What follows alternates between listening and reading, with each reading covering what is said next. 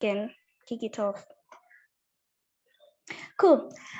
Thank you so much, guys, again for joining. My name is Kendi Jacqueline. I am a Flutter co-organizer in Kenya. I'm really excited to be hosting you guys, and it's such an honor to have you all. Today, we are going to learn something amazing on Bloc, and we're going to have Isaac, one of our co-organizers, take us through. This is one of our monthly meetups, and we are really honored to have Isaac taking us through this session today. Isaac is an amazing developer besides being a co-organizer in Flutter Kenya. He is like the super dev I know, like a one-person super debugger as well, and an amazing helper, especially when it comes to code and Flutter code, Go, and Laravel. He's super cool. Isaac, thank you so much for signing up to speak. Also, guys, if you wish to sign up to speak, we're going to like give you our links to our form to sign up. So feel free to give us any talk. We mostly encourage people to give us technical talks, more of intermediates to expert levels. And thank you so much, guys. We're looking forward to hosting cool speakers from here.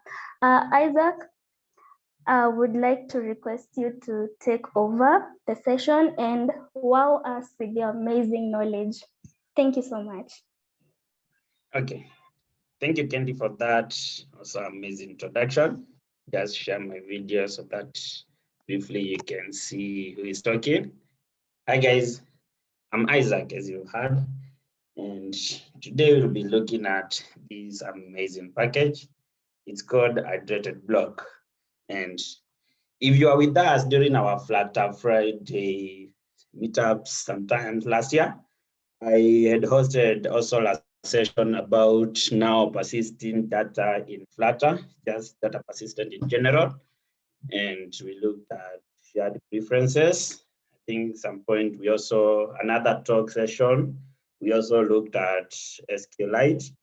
So those are some of the ways that you can persist data in Flutter. But today we'll be focusing mostly on state management, and know most of us use different state management libraries. We have those who are familiar with provider. We have those who are familiar with Bloc, which is what we'll be using today. And just don't feel left out. I have created an event where you guys can ask questions. You are familiar with Slido. Eric, kindly share the link to the live Q&A session. So if you have any question, you can either ask it here on the chat, but I'll also be tracking it from Slido. Eric will share the meeting code. Just go to Slido and you don't have to log in, enter the session code, and you'll be able to ask any question there, and I'll be able to respond immediately, or maybe when it's time for questions. So thank you. Moving on.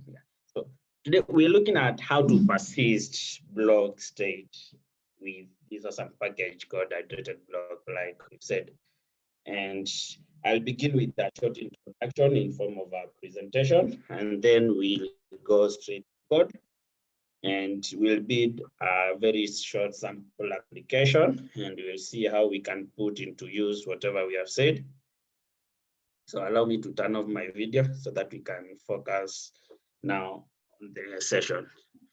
So you would ask yourselves, why do we have to persist state anyway?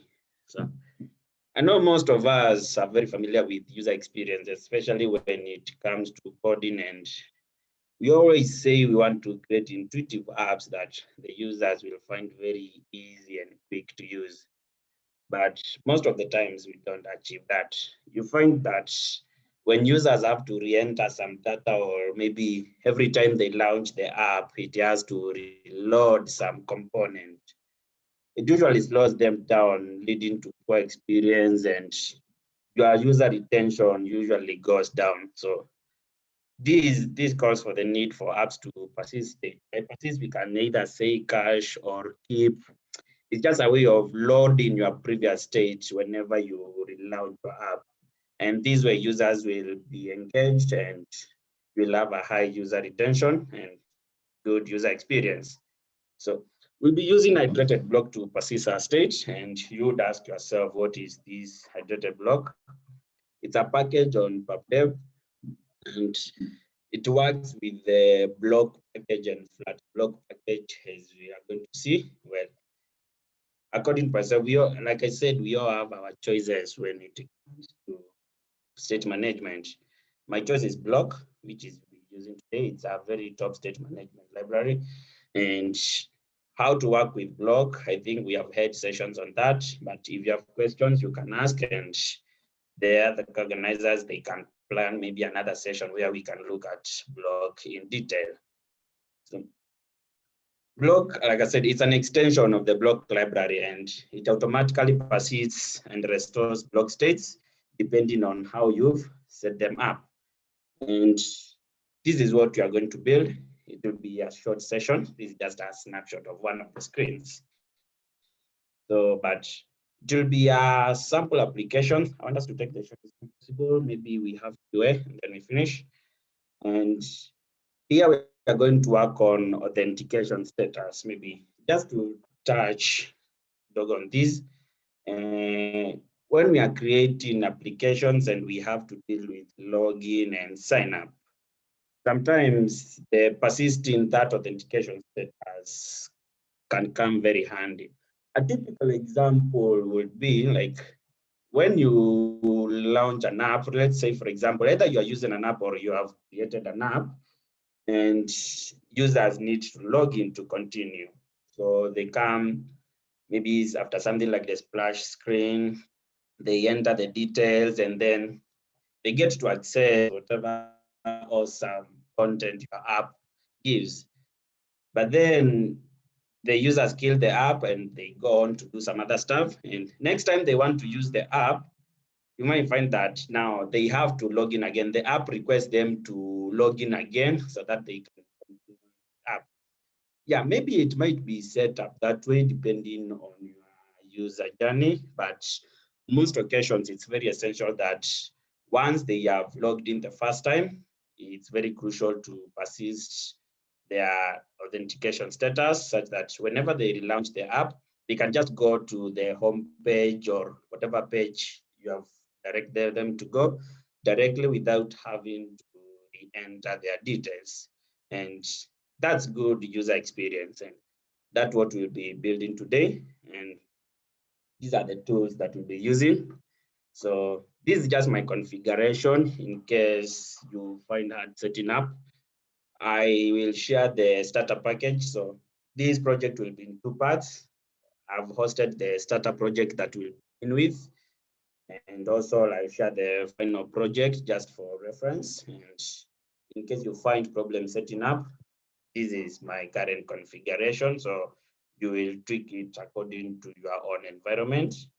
So I'm yet to migrate to null safety, because there have been a lot of dependency conflicts. So I'm on Flutter 1.2 and that SDK 2.1, sorry. I'll be using Android Studio and we also use a Pixel 2 Android emulator. So for those who are new to Flutter, you can also check out this link. I'll share this document. Here you can get a very awesome documentation on how to get started with Flutter from installation to building your own app.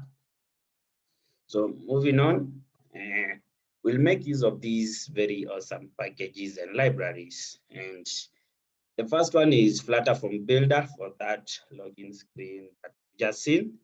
And yeah, I'm glad to say that this is made by one of our own organizers, Danvik. If you're here, thank you so much. Or if you're not, thank you in absentia. You've created a very awesome package for us that is integratable with many other awesome packages. So this is what we'll be using to now build the detail screen. We'll also make use of the Bloc library package. So this is a package that implements now the Bloc pattern. By Bloc, we mean the business logic components. And it works hand in hand with the Flutter Bloc. So Flutter Bloc is just a library that implements widgets that makes it to integrate blocks and qubits into Flutter. And it works very well with the Bloc package. So when we talk about Bloc, yeah, we can have blocks and then we can have qubits. Both work very well, but for simplicity and for our example today, we are going to use qubits. But should there be need to use blocks, then we can plan a follow-up session and we can replicate the same using blocks. And then to our awesome package, which is Hydrated Bloc. This is the package we'll use, of course, to persist and restore the qubit states in our case.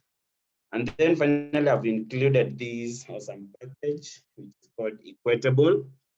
And this is for simplifying object comparisons. So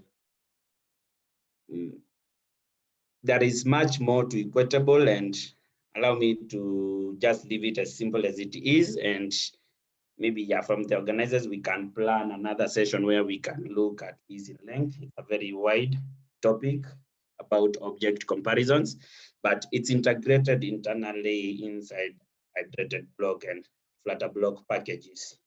So thank you.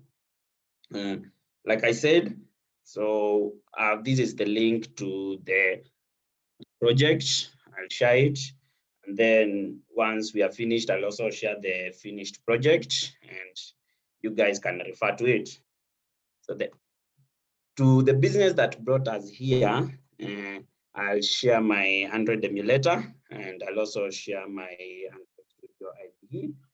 So if anybody has problems in my emulator or IDE, which are currently shared, you can pop a question either on the chat or on Slido.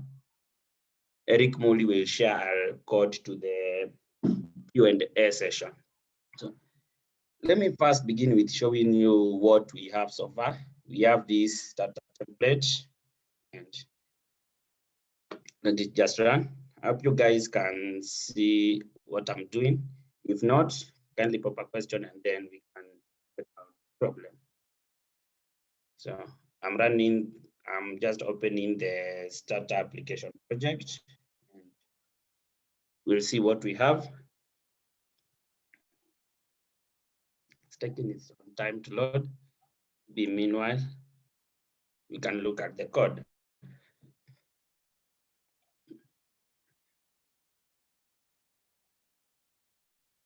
Let me just put this down there. Yes. So this might require us to rerun the app. So just allow me to rerun the basic app as we take the folder structure that we have. So with me here is the folder structure of what we'll be building. I'll start with the pubspec.yaml file. I've highlighted the packages that we are going to be using. And apart from those, I have some other awesome packages that I've made use of. We have the freezed package, which comes with the freeze package and freezed annotation. So this one is used for code generation for my models. I've created just a simple user model. You'll see that in a short while. And this also works side by side with the JSON serializable package. So this is an awesome package that is used to now serialize our models. There we go. Our app is running. And let's just see what it got. Quite several emulator errors. Let it finish its work. So moving on, we have Equatable and we have the Bloc packages that we had said. And then we have Buildrunner. Buildrunner is also for the model generators. So those ones work in hand, but for simplicity, we are not going to dive into them today. I'm just going to present my screen here. So this is the emulator. This is what we've built. Let me just hot start so that you guys can see.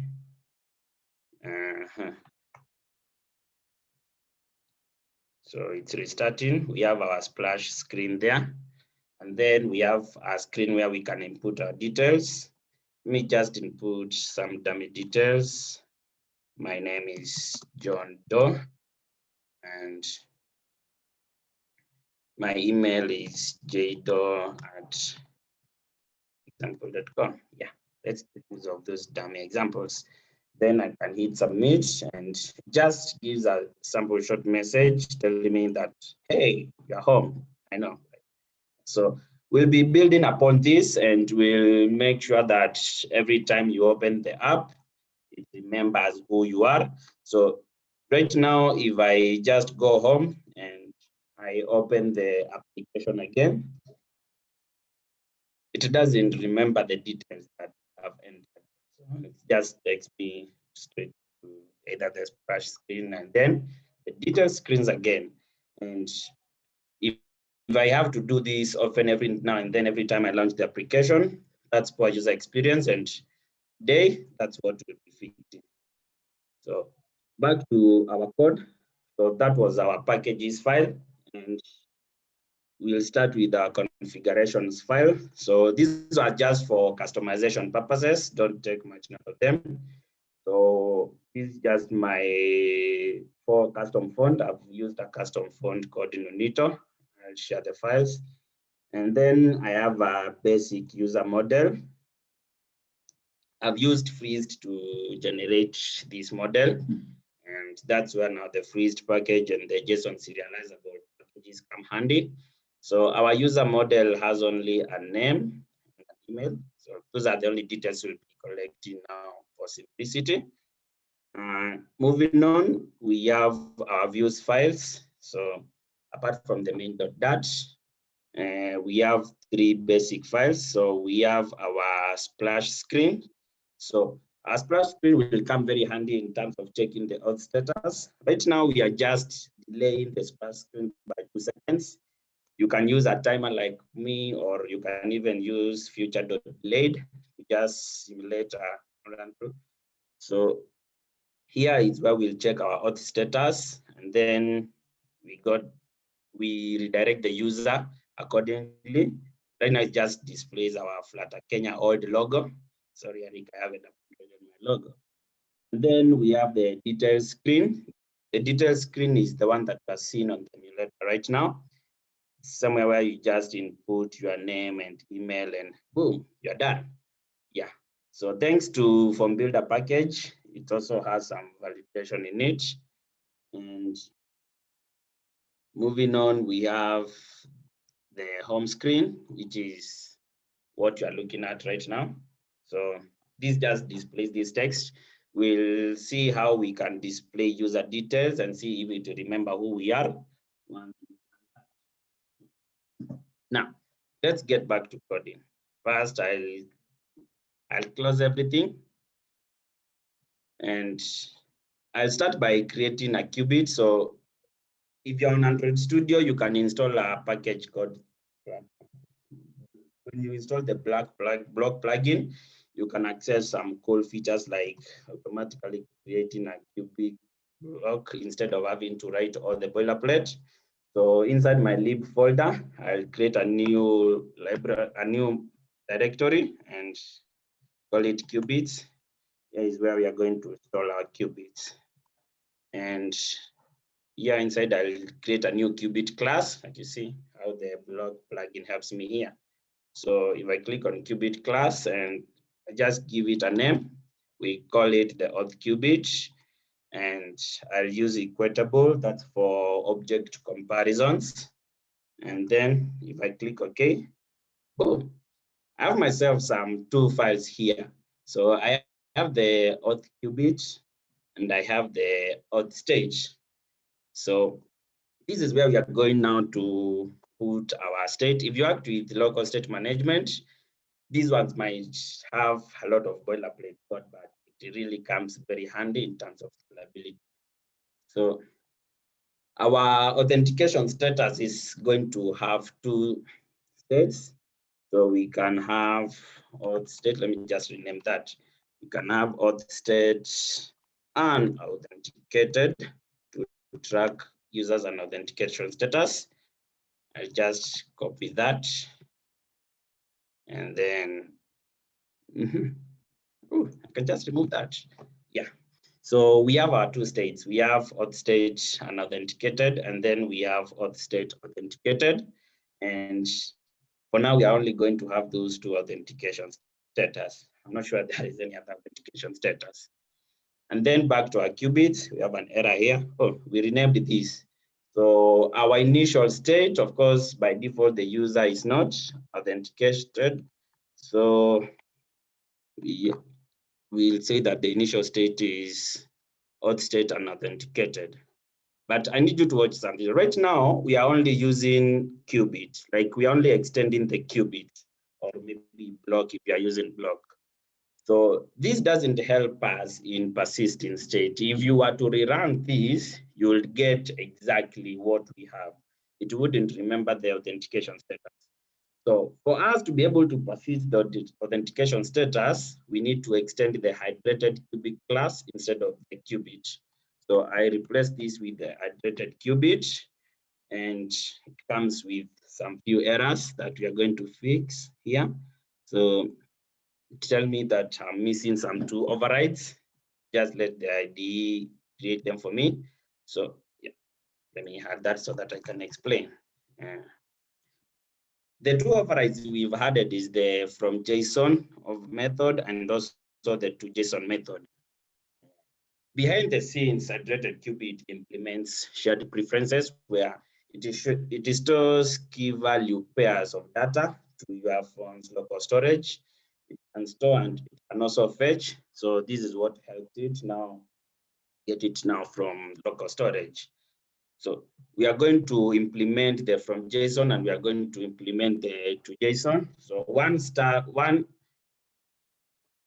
returns the JSON format and another returns the state format. So I'll start with this one. So yeah, I just do a try and error. Catch. I'm not going to use the exception. So in case something goes wrong, I just return the unauthenticated status.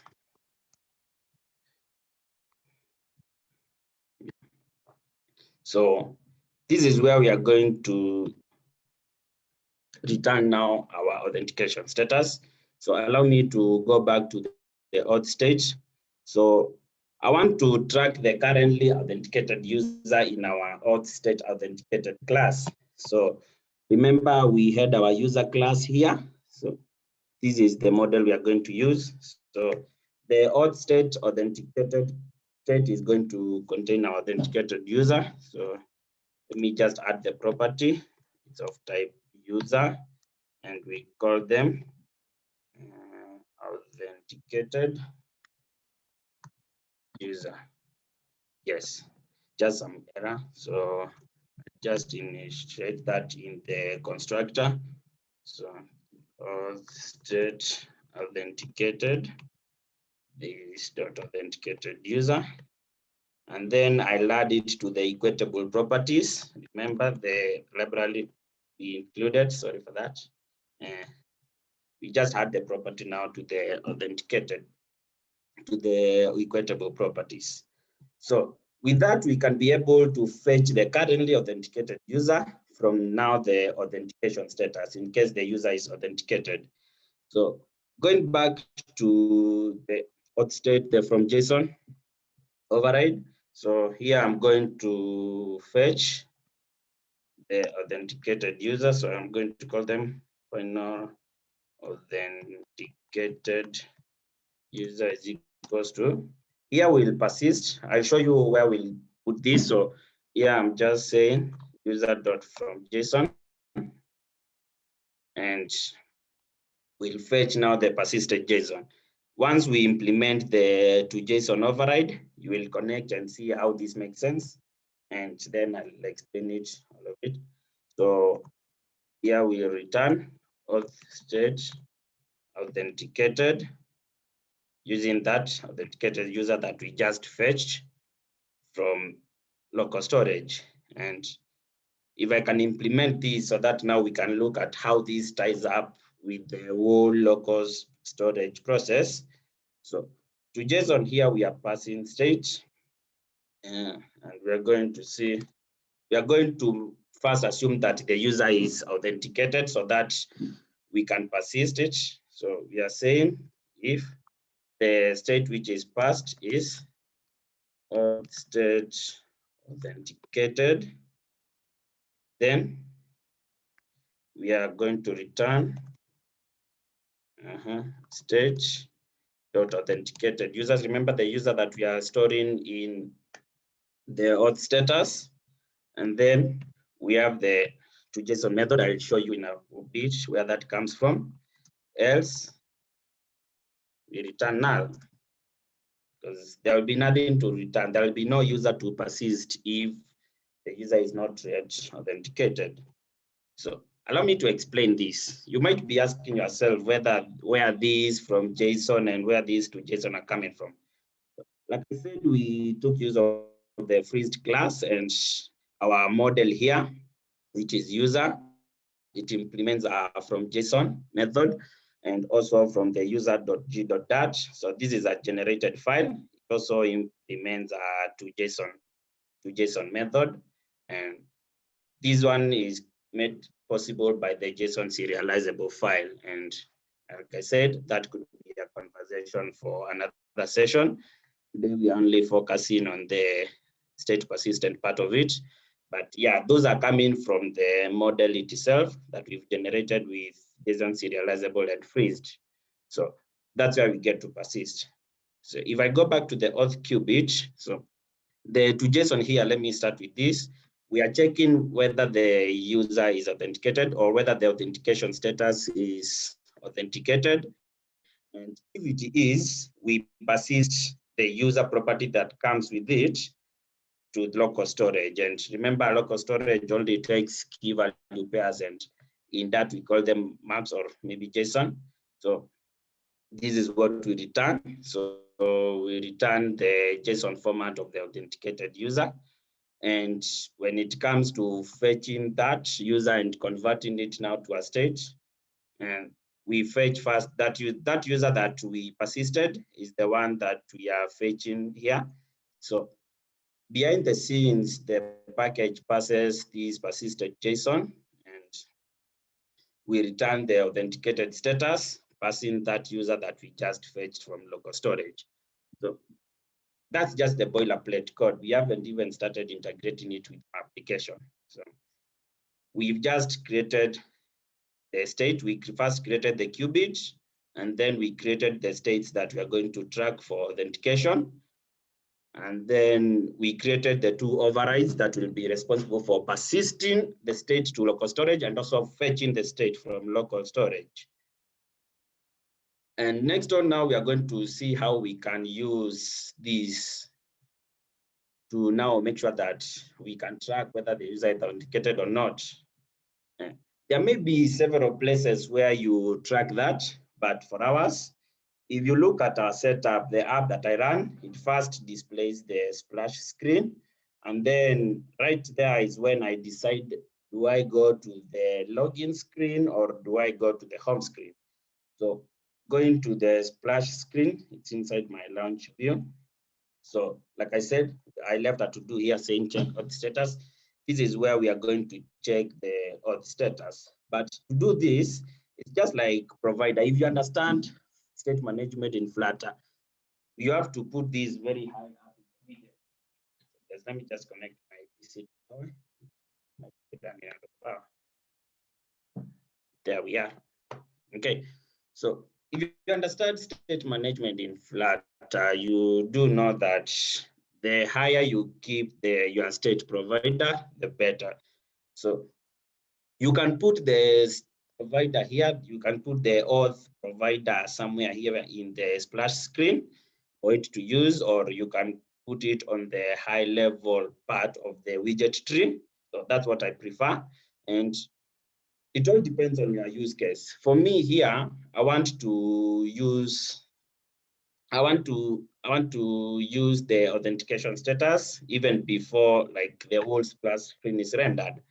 So I'm going to include my provider in my main.dat, which is more like it's literally the topmost widget, the topmost now part of my widget tree.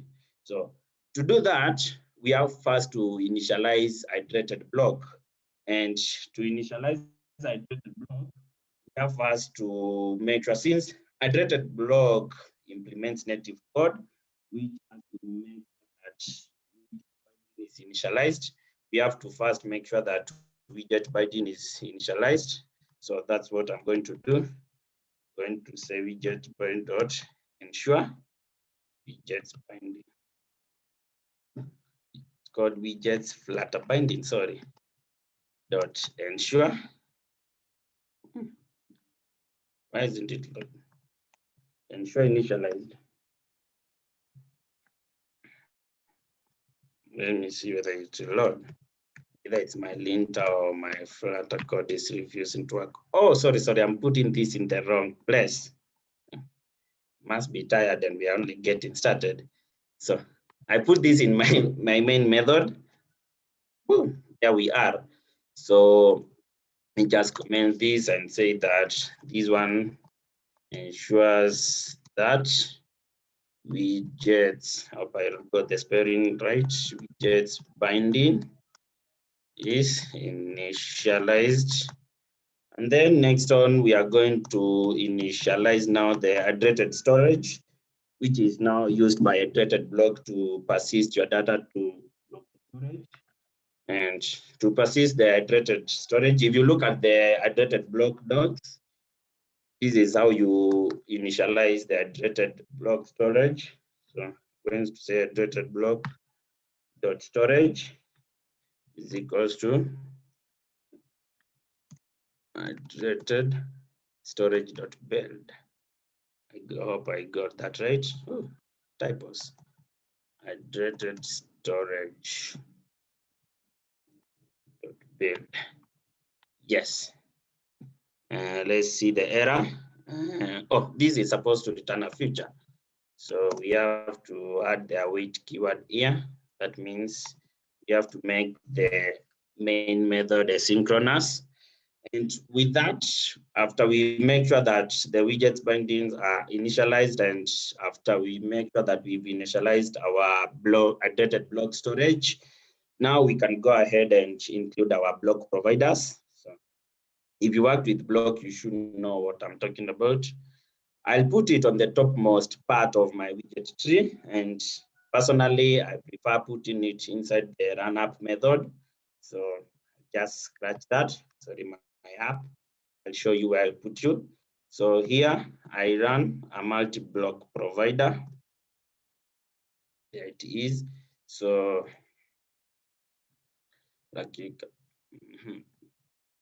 so it implements, it requires some providers that we are going to provide, and then a child. So this is where I'm going now to return my app, which you just scratch off above.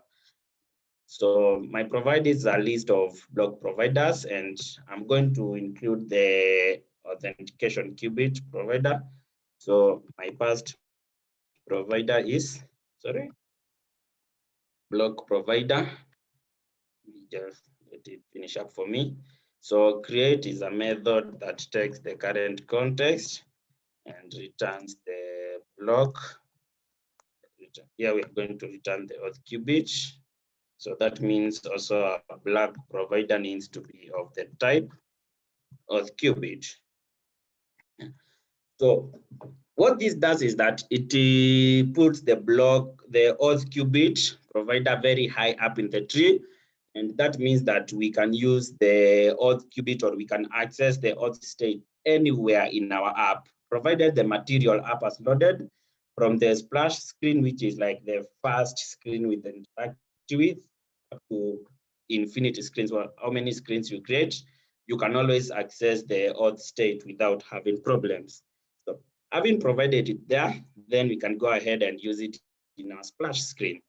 And here we are going to, let me just remove that to do and do what it says. So I'm just going to say final auth state, final auth state. This is a method. I don't have to give it a type annotation. Is equals to block provider. So this is how you access now the qubit that you just created. Block provider dot of context. It's of type auth qubit dot state. Yeah. So this gives us access to the current auth state. And we are going to check which state is that. We're going to say if auth state is auth state authenticated. We are going to do something else. We can do something else. Sorry. So what do we do when the auth state is authenticated? That means that this user has already entered their details and they don't need to re-enter their details again. So here we can just take user to home screen. Take user to home screen. And yeah, I'll just copy the default router that I written. I'll add that and I'll just put that there 7 times. So this one goes to the home screen. So if auth state is authenticated, we take the user to home screen. Else, sorry, so take user to login screen if they are not authenticated. So I just take the user to login screen. It's the one that we've called detail screen. And with that, I think we should be able to go. And I'm just going to auto restart my application. And we'll see where that takes us. Let's just auto restart.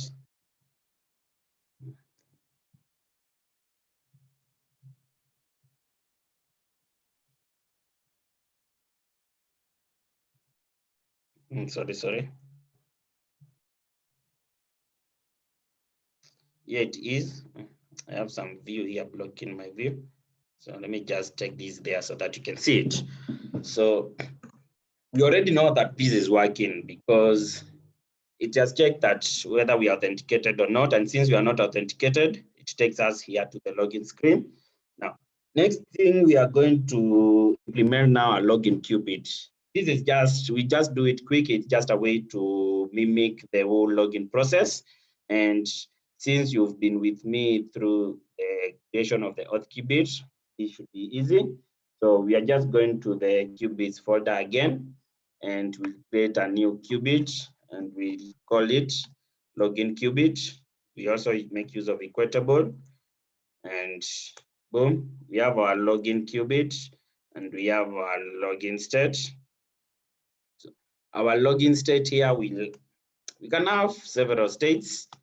Typically in a login situation like this, let me just take this. We can have the initial screen that we are using.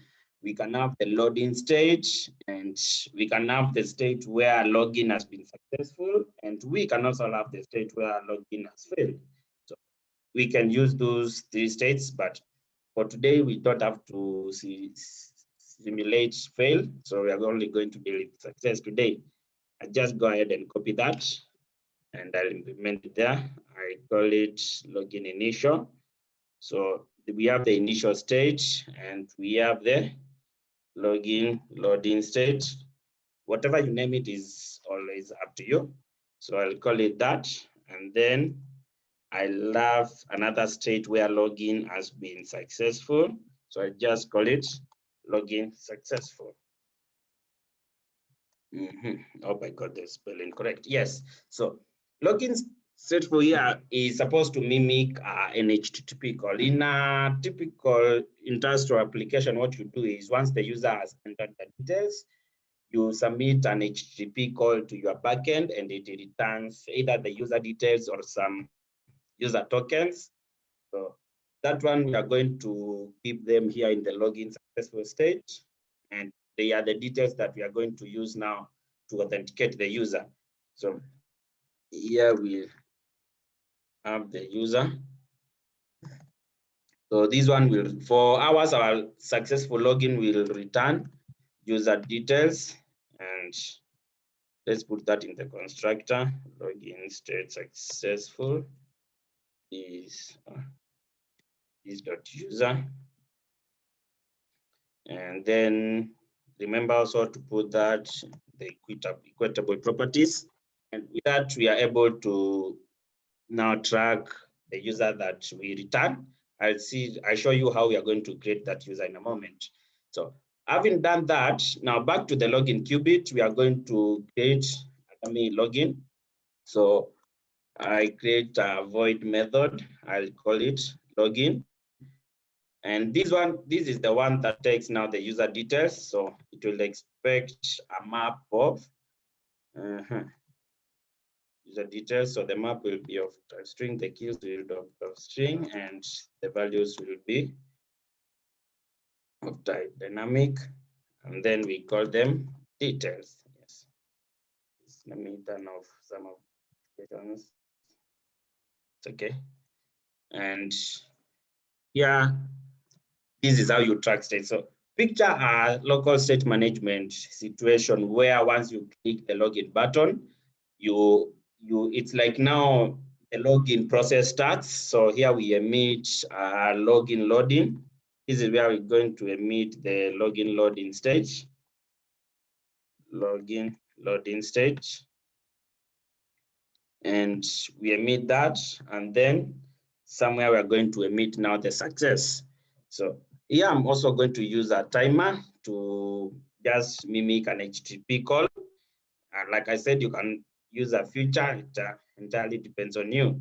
So I'm going to put a duration here of 4 seconds. We are going to simulate that our HTTP call takes 4 seconds. That could be more in a typical situation. And then a callback. A callback is now what happens once these 4 seconds are over. We are going to create a new user.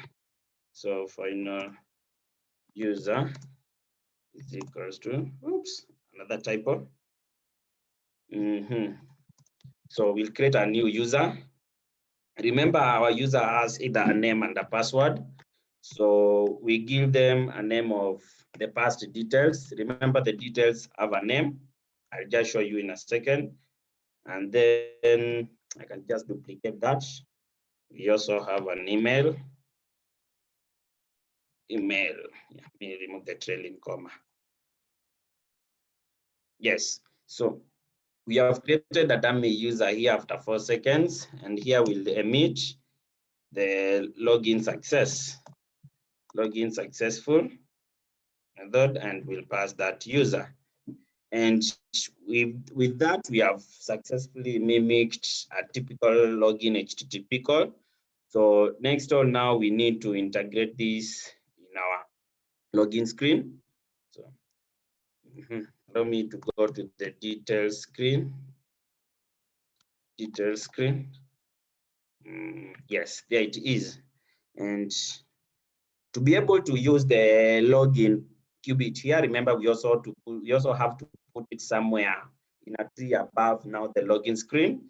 And I prefer to also put the login qubit high up in the widget tree. So I'll just put it where I put the auth qubit provider, and it's where I'm going to put the login qubit. So this one is login qubit, and I can just copy that. I can put it here. So we have the login qubit provider, which returns the login qubit, and having put it high up in the widget tree, we are now capable of using it in the detail screen. Sorry guys, that noise. Yes, don't disturb us again. So here in the login screen, you can decide where you're going to put the loader. You can just maybe put it as part of the screen, like you can replace the whole form with a loader once the screen is loading. But for my case, I'm only going to replace the submit button that you are seeing here. Where it is, sorry, I'm just going to copy the button theme. I'll cut it. So I replace the widget of button theme with the Bloc consumer. So if you have worked with Bloc before, Bloc consumer is a widget that enables you to use both a Bloc listener and a Bloc builder at the same time. So ours will be of type login qubit, and login state. and then it will have a builder. Let me just reformat the file. So our builder here is the one that is going to render different user interfaces depending on the current stage. So it takes the current context and also takes the current stage. And it's supposed to return a widget. As you see, it has started warning me. So here I'll check the current login status, the login state I mean. So I'll say if state is login, what did we call it? The login state. I think we called it loading. Yeah. So if the state is login loading, here we are going to turn a circular progress indicator. I spelled center wrong. So that's a center widget. We give it a child, and our child in this case is a circular progress indicator. Yeah. You can go. You see, it's telling that a builder should return a widget. Yeah. So because we haven't taken care of all other states, so how Bloc works and how this LinkedIn is telling us is that you have to provide a UI to be rendered for each and every stage. So for us, I'm only going to have two user interfaces for the button. The initial one, which will signify either success or fail. In a typical example, once it has failed, you would maybe show a snack bar. But for us, we'll use, if the state is loading, we display a login state indicator, we display an indicator, else is when we'll display our button. Remember the button we copied? There it is. And I'm not sure we have any other errors. Oh yes, we have an error here. It's telling us that this is one. Actually, I'm just going to comment that out, and I'm not going to remove it because it's going to come very handy. So what I've done here is I've replaced the button with a block consumer. So the builder method, this one keeps track of the user interface to be rendered at each stage. So if it's loading, we are going to use a circular progress indicator. And if it's not loading, then we are going to display our button. And now to the login process, our button has an untapped. So here is where we have a to do process details to do. So here is where we are going to access the block provider. I want you to look at two things here. So in our splash screen, this is how we accessed the block provider, the auth qubit provider. We say block provider of contest stage, but there is another way you can access that depending on where you are in the widget tree. So since we have already included our login qubit high up, we can just say context.read, and this will be of type login qubit. And then we have a login method. Now, yeah, it doesn't know what details is. Remember, here it is, it's expecting some details, and these details are the ones that we have been fetching from form. And thanks to form builder, so I can just say that if we have a form key that form builder, we are going to track the form builder if details form key dot current stage. It's just how you use your normal form key in Flutter. Dot save and validate. Now this is where I'm going to put this. Just going to cut that and put that. But what is details? How you access details is still the details form key as a value property. So if you say form key dot current state dot value, this will give you access to all the form fields, whatever, however long your form is. It will give you all the form fields in a map format, that is key value format. That's why we prefer using the form builder package. And with that, I think we are ready to test our qubit. Wait. We have a listener, and I'm just going to remove the listener from bottom here, and I'm going to put it up there. So the listener also takes in the current context and the current stage. So This one doesn't, the listener doesn't rebuild UI. It just does something once the state changes. Here, maybe you can put a snack bar in case it just failed. You can put a toast in case maybe something else happens. So it doesn't rebuild the widget tree. So the builder one is the one responsible for building. So this is where I want us to authenticate now the user. So if the state is login, what did we call it? Login successful, yes. So if it's successful, we are going to authenticate user. And then after that, we are going to take user to home screen. Yes. So authenticate user, we need to write an authenticate user method in our auth qubit. So we'll go right ahead to our auth qubit and we write authenticate user. And this one will take a user. Remember, a user is returned by the login successful state. And then we'll just emit the authentication status for now. Yeah, we'll emit auth state authenticated. I guess that's what we call it. No, it's not unauthenticated. It is authenticated. Yes. And it expects authenticated user, which is the current user. We have errors, guys. Let's see what this is saying.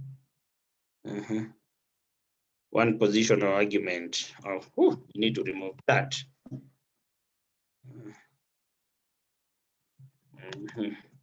Yes.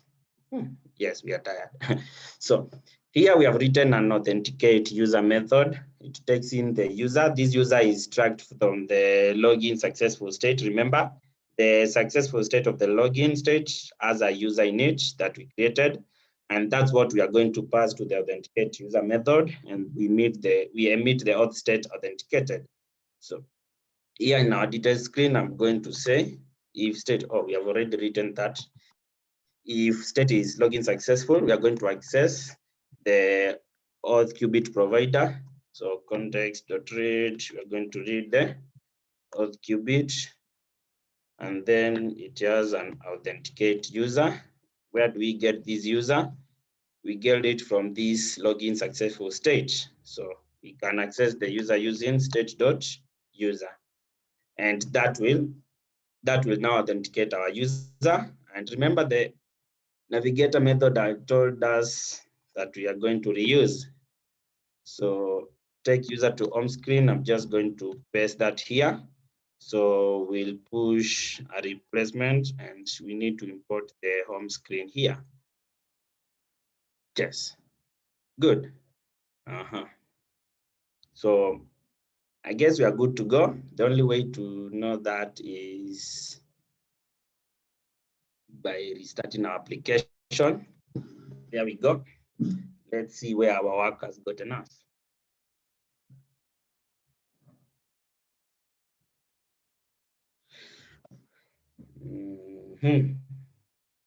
Yes, we have here. So I'm going to input some details here. Jdo, and then email will be jdo@example.com. Doesn't matter. Then we are going to hit submit. There is our loading state. 1 second, it's over, and boom, we are home. Now, let's check whether this has worked. So our expectation is we are already authenticated and we shouldn't have to re-enter details. So let's see if that has worked. If it hasn't, we see where we have gone wrong. So I'll open the app again and it will load.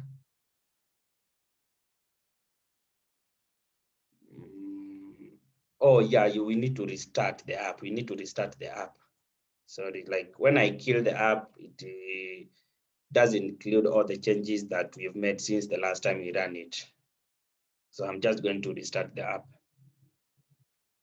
There it is, and like you can see from the splash screen directly to home. Let's simulate that again. So that's a splash screen, and then we are home. So I can remove all these and we can go to the home screen. So these are home screens. We can just edit it using the next few minutes. I know we are running out of time, but I want us to implement a logout and maybe we can display the current user. So here on the home screen stage, I can just have a user authenticated user, and then this will be authenticated user. Let me import the user model, and then inside my init state method. So this is where I'm going to fetch the user from the auth state. Remember what you did? I'm going to first access the auth state, which is log provider. Let me use this format. This is of type auth qubit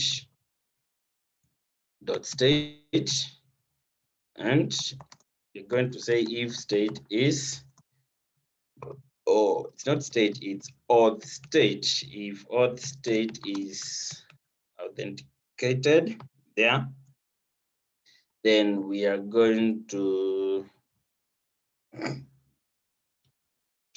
yeah, you can say, we can just use local state management and say authenticated user is equals to state dot authenticated user. Oh, auth state, sorry. Auth state dot authenticated user. Yes. And we should be able to, let me just edit this. I'm going to, oh, sorry, just a poll that came by. I'm going to include this in a column. Sorry guys, I know time is running out. I'm just going to take the next 10 minutes to do this. I replace this with a column. Maybe me put the main axis alignment at center, and then the cross axis alignment, we stretch it. Then we have, let's call them by their name. So hi,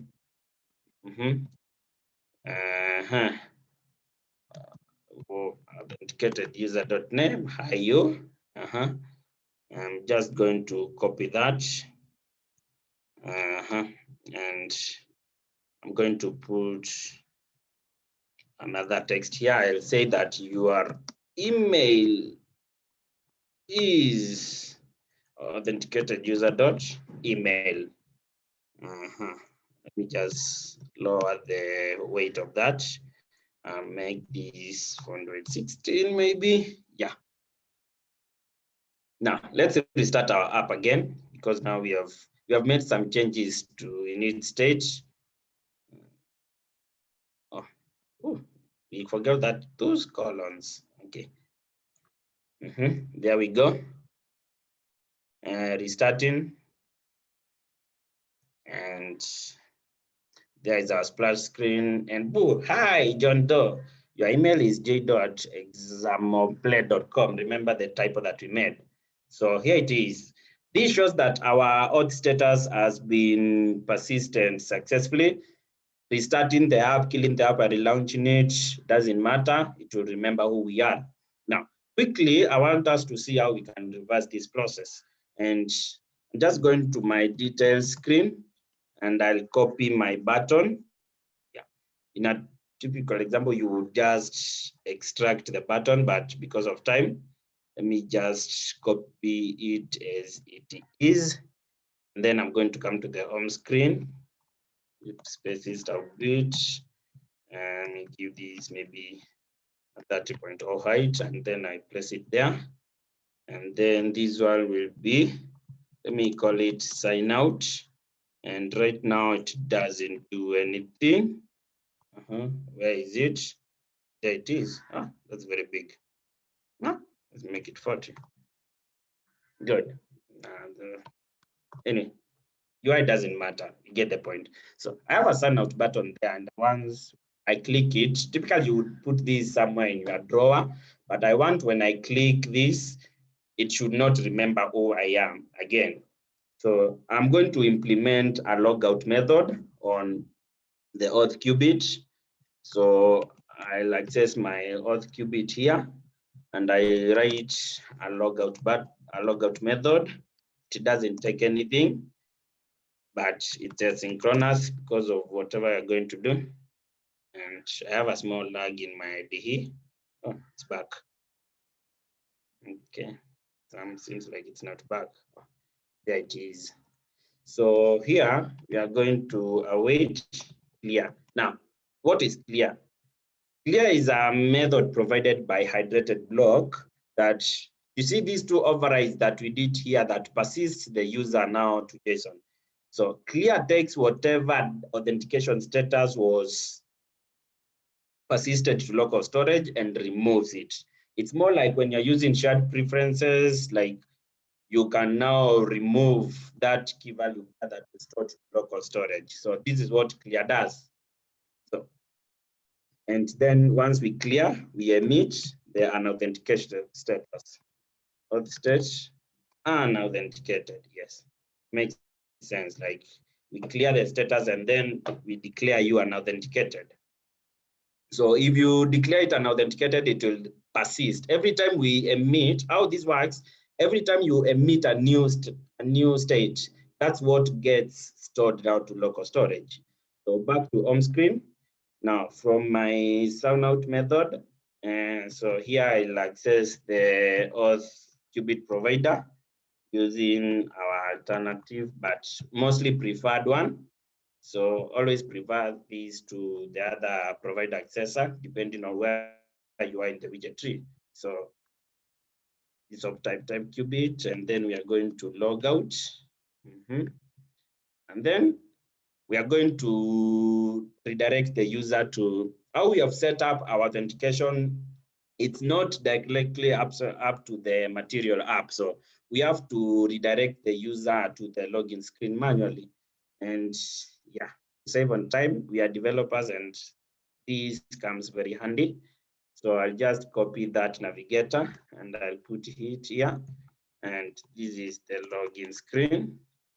So I just take the user to the details screen. Sorry for the confusion, but we are calling it the details screen. And this should work. Just going to save there. Don't think we made any change that requires to restart the app. So whatever we didn't touch that. We should be okay. So let's see. I'll click on sign out and boom, we are in the details page. And if I were to restart the app, restarting login screen and boom, it knows that we are not authenticated anymore. And yeah, guys, so that's all I had prepared for today. And in summary, in the next 1 minute, what we have been doing is looking at how to assist block state to local storage using Untitled Bloc. So we started by We started by first creating a user model that we are going to use to mimic a typical user, and some status screens. That's a splash screen where we check now whether the user is authenticated and redirect them accordingly. We have a detail screen which acts as our login screen, and then the home screens, which now where you provide the user with your content or display who they are. So we started by creating an auth qubit. So auth state and qubit, this is now what keeps status of the authentication status. And we have here the authenticate user method and the logout method that we have just seen how they are used. We also have the login state and the qubit state files that keeps track of the login statuses once you input your details. And then we have the home screen where you can now display your details. And more importantly, the splash screen, where after maybe sometimes, or you can just do it immediately, You can check the current authentication status, and if the user is authenticated, then you can take them from screen, else you can take them from screen. Yeah. So thank you guys for listening to me, and I'm giving this chance to Eric or Kendi. If you're there, you can take over the session, and maybe we can take 1 or 2 questions. I know we are 10 minutes beyond our run time. Thank you guys for being here with me. I'll share the details, both the GitHub links and also the presentation. Thank you. Thank you so much, Isaac, for the amazing presentation. It was really, really amazing, and I enjoyed most part of it, especially learning a new way to handle states besides the one that we know, the set state for the beginners. Also, the provider, and all. We have a few questions on the Slido. Somebody asked, what plugin do you use to make your Android Studio look like that? I think that one you can maybe just point it out. Also, we have another question. It's saying, in the user class, you generated the to JSON and from JSON methods. So in the login qubit, why didn't you use the from JSON to create the user? Yeah, and another one is, are you using the emit method for the qubit so you're able to store your data locally? And the last question is, what is your take on Bloc Observer, and would you advise us to use it? Thank you. Maybe, Kendi, yeah. I'm looking at the questions directly. So I start from the first one. I call them anonymous one. So what plugin do you use to make your Android Studio look like that? So this is just a theme. I'm using Material Oceanic, as you can see here. So I'm a fan of everything material. So I'm using, my theme is called Material Oceanic. You can check it out from there. Your themes, I don't know whether it's in the plugin or the themes, yes. So that's what I've used to make my studio look like this. These are just personal preferences. Yeah. Thank you. I hope you are answered. So you can reach to me later if you want help on how to set up your own custom theme for Android Studio. And next on, in the user class, we generated the JSON from JSON methods. In the login qubit, why didn't you use the from JSON to create the user? Let me run to the login qubit. Here it is.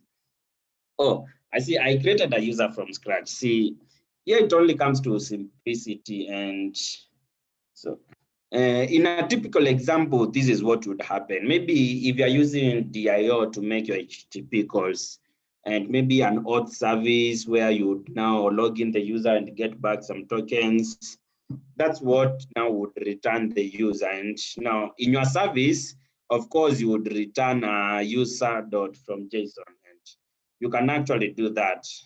Because of time, I don't know whether we're going to do that, but yes, you can also create here from JSON. Since we are doing this manually, remember, because of time, you can either create the new user from scratch, or you can say final user2 is equals to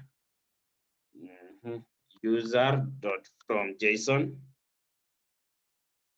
Yes, and then you could put your JSON there.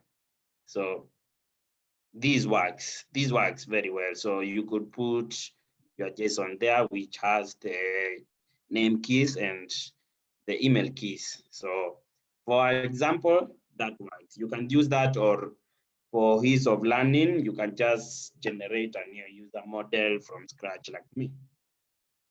So I hope you're answered. Next one. Somebody asked, are you using the emit method for the qubit so it's able to store your data locally? So the answer to that is no, depending on whether I've understood you. So let me rush to the auth qubit where we are, which is what we are persisting. So emit, it's more like notify listeners. If you are using provider, can you correct me if I'm wrong? When you're using provider, I think you have a method called change or notify listeners, something like that. I'm not familiar that much with provider, but I'm sure there is something like that. So that's an equivalent of emit here. Assuming I understood your question. So emit is the method used now to emit the different states of your screen. Like you see here, I'm emitting auth state authenticated. I'm emitting login success. I'm emitting login failed. So this is the one that is emitting now the states for your current screen. The ones that are responsible for now persisting your data locally, remember we extended the iterated qubit here. So these two overrides here, the two overrides here I created here, they're from JSON and the to JSON. These ones are responsible for persisting your data locally. Just those two. I hope you answered. Moving on to the last question, not least. What is your take on Bloc Observer and why would you advise us to use it? And would you advise us to use it? Well, I'm a very big fan of Bloc Observer. Actually, I usually implement just a simple Bloc Observer for every project that I'm using Bloc. I just omitted it for this project for learning purposes. I didn't want to touch on other topics that are not related to what we are talking today. But yes, mostly for debugging, if you want to keep state or to keep track of your state changes, yes, I would advise that you make use of Bloc Observer. Personally, I love it. And if you have any trouble setting it up, you can always reach me or any other qualified member in the Kenya Flutter community, and we'll help you out. So, Okay. Kenny, that was the last question on Slido. Back to you. Okay, thank you so much for answering the questions. We have a question here on the chat from Alex. He's asking, I have a question. Which resource do you usually use to sharpen your skills and learning more about Flutter? Okay, so if I could answer this one, I like practicing, or rather just practicing. Let's say today I want to like create such a login screen that you're using here. We have so many resources, especially from YouTube, that people are teaching people, and we have these amazing sessions that we are hosting that we help you know how to go about creating this session. Personally, the way I use to sharpen my Flutter skills is just taking a particular design and trying to like create it with code, and of course learning from how other people are doing it and asking a lot of questions. I don't know, Isaac, maybe you could share your way of learning Flutter. Yeah, so mostly that's generally it. And of course, everybody has their own way of learning. So for me, it's mostly driven by necessity. So I believe that once I know the basics to anything, I can literally implement anything on it. So I don't mostly take much time learning new things that I'm not sure whether I'm ever going to use them in my development learning. Most of my learning is motivated by necessity. For example, if I find an app that needs to use advanced animations and maybe I don't know any animations, then boom, that's it. Like I have no otherwise but to learn animations. Of course, there are that to-do list that you've created. Like there are those details that you know you need to learn. For example, state management. You know that if you are to be a good Flutter developer, then you need to learn about state management.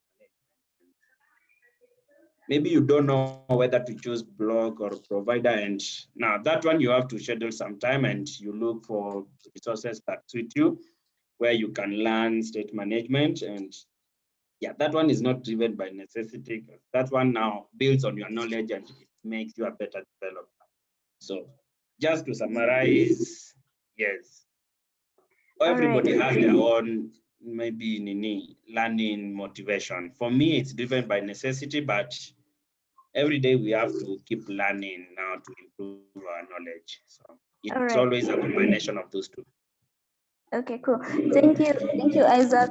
Eric here has commented and said the Flutter Doc is a good place to start, but there are other great articles on YouTube. and Udemy courses. Also, Pluralsight has a free month and courses there on Flutter, and they're actually really good. Also, we have one of our amazing organizer, although she's not a Flutter Kenya organizer, Ivy Walobwa. I see she's doing an amazing job, especially at the DSC. She's doing a series of introduction to Flutter. Up to now, they're doing really cool, amazing thing. Maybe Ivy, you could expound on ways that people could join your session and start learning on it.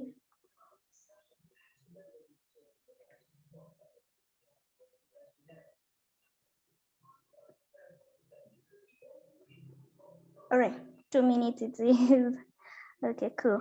But I'm not sure Ivy had you, but just to add on what Kenya said, there are great dogs out there. What Erica said, the Flutter dogs, and what Ivy is doing. Thanks, Ivy, for that. Also, on App Brewery, there is a time that we had paid course there.